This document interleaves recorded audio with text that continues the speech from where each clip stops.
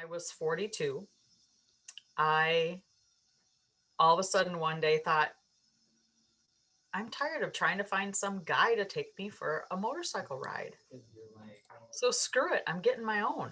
I decided I'm going to learn how to ride my own.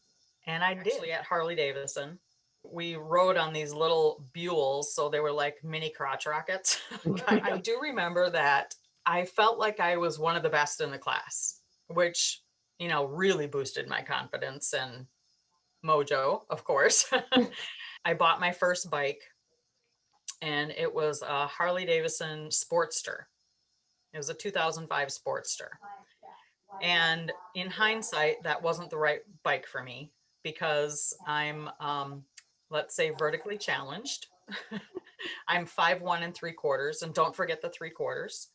And so this bike was really top heavy. And every time I came to a stop, I felt like it was gonna lunge forward.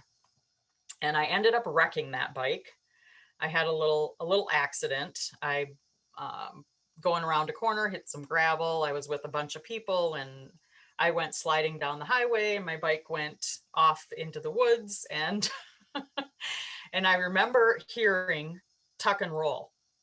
And so I did, somersaulting down a backcountry road in Wisconsin. The bike was totaled. I really wanted a Harley Davidson Softail Deluxe. Well, be careful what you wish for. I wrecked that one to get this one. And my new bike, well, it's also a 2005, but I still have it today, and it is beautiful. It's black and white, and it's just a really awesome bike. And so I've been riding that ever since, but I got back on right after my crash, and it wasn't a serious crash. I had some road rash on my knee. I had leathers on, I had a helmet. There were rock chips in my helmet. Still have the jacket because it's all scraped up on the front, and that's kind of a badge of honor, that I survived a crash.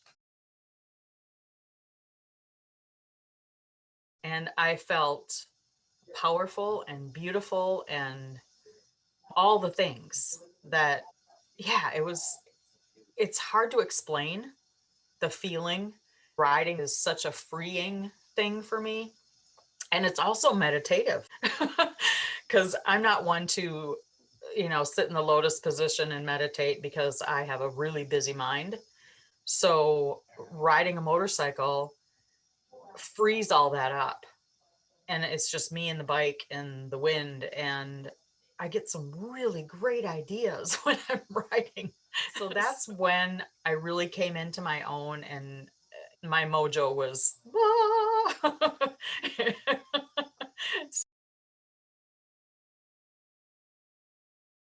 I grew up Catholic, and so there's a whole bunch of stuff with that.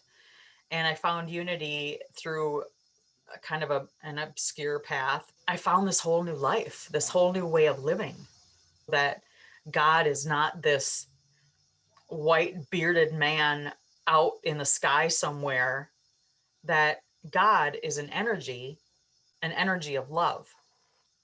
And this new God doesn't punish and loves me and loves everyone. And we are all connected by this energy. And so I always think when I was growing up, when Jesus said, what you do to the least of my brother, you do unto me, because what we do to ourselves or what we do to others, we do to everyone. Mm-hmm. And what we do to other people will come back to us, good and bad. That's where my mojo lives. And then I discovered that I had this ability to channel healing. And I took some classes, and I took psychic development. And then one of my friends coined the term healer on a Harley. And I'm like, that's it. I felt empowered. So I thought, well, I can do anything. And then there was this teacher, and his teachings changed my life and brought me to unity. That's where I kind of came into my own, and all this opportunities opened up for me, and I started liking me.